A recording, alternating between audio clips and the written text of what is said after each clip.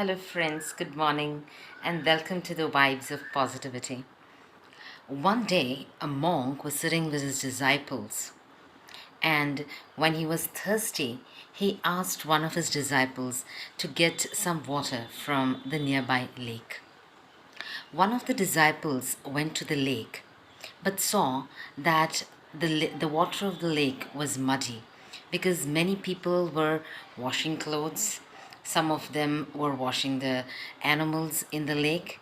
And so the disciple came back to the monk and said that the water is very muddy.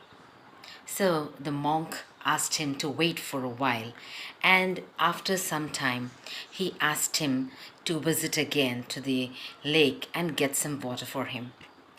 The disciple, though unwanting to go to the lake, obeyed the monk and went to the lake. There, to his surprise, he saw the lake was crystal clear. The water of the lake was pure for drinking. Surprisingly, he took the water and went to the monk. And he put a question to the monk, saying, "This same water was so muddy when I went for the first time, and now the same water is crystal clear, which is fit for drinking. How is that possible?" So the monk said to him, "The water was disturbed, so it was muddy. And now, when it was left free and calm to be flown, the water appeared to be crystal clear and fit for drinking. So is the mind of man. When the man is disturbed by negative thoughts and all the other troublesome aspects of life, his mind becomes a muddy lake where he is unable to think what is right and what is wrong. And when you stay calm at that moment, settle down for a while, keep your mind cool, relax, and then think about the problems, you get the solutions just like the crystal clear water that was fit for drinking. The mind relaxed, had its own time to cool down, refreshed itself, and settled down for all the thoughts to be thought, and the solution of the problem was found. So, this is the same mind that acts, which can make a heaven of hell and hell of heaven.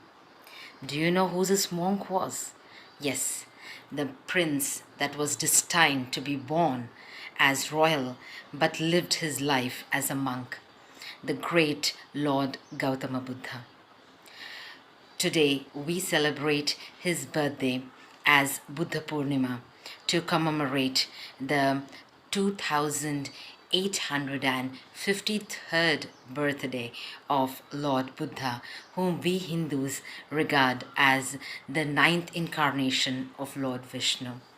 We all know that Lord Buddha and his teachings are flourished and spread throughout the world, and Buddhism holds its position for all the religious, spiritual, and moral teachings of the world.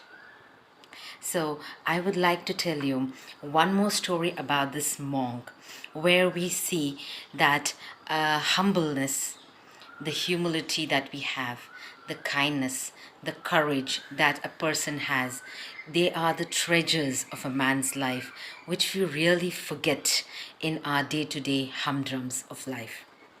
So, when Gautama Buddha became a monk and he searched for the enlightenment or the truth, he used to wander about as a bhikshu, and whatever offerings he used to get from any house, he used to accept the offering and move on to the next place. So once that happened, that he went to a village where nobody knew about Gautama Buddha, and he had visited the place for the first time. When he knocked at the door of one house there, a woman opened the door who was to be a bitter woman. Uh, as she opened the door, when she saw this monk, she started abusing him. She said, "You a stupid monk, you are fit enough to work and earn for yourself a food. And why do you beg in front of everybody's house? Is that not shameful to you?" And she went on blaming and blaming, insulting the monk and giving him names of all sorts and abusing him. The monk was still. He stood, hearing to everything that the woman said. And when the woman was very surprised by this silent monk, she said, "Why are you standing like a mountain, like a stone in front of me? Can't you speak?" And then the monk spoke. He said, "Mother, if you have to give me an offering of about some coins, and I would not accept it, then who do those coins belong to?" The woman was surprised. "What am I saying and what is the monk answering?" She said, "Of course, the coins would be mine." So he said, "So whatever abuses, whatever blames, and whatever insults that you have given me as an offering for the moment I'm standing in front of your house, they are not accepted by me. Hence, they all belong to you."